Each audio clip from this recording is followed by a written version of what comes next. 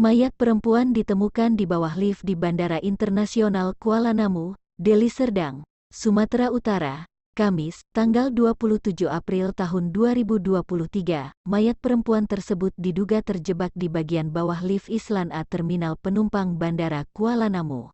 Identitas mayat tersebut diketahui bernama Asiyah Sinta Hasibuan Yak berusia 30 tahunan. Diduga, ia terjatuh dari sela-sela lift sebelum tiba di lantai tempat korban menunggu. Dari informasi yang dihimpun, korban diduga datang ke Kuala Namu untuk mengantar keluarganya.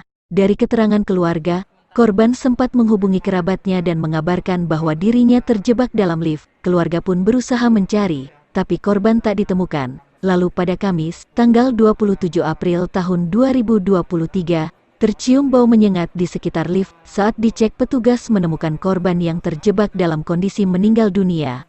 Petugas melakukan evakuasi, namun terkendala saat melakukannya. Petugas pun terpaksa membuka lift di tempat korban terjepit.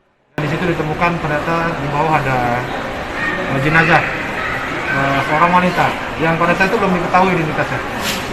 Kemudian setelah itu Polsek melaporkan kepada kami, ya kan? Kami koordinasi dengan Polda bersama tim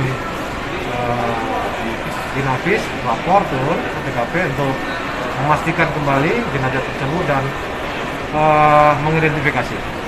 Jadi kawan-kawan sudah lihat, ditemukan juga tadi salah satu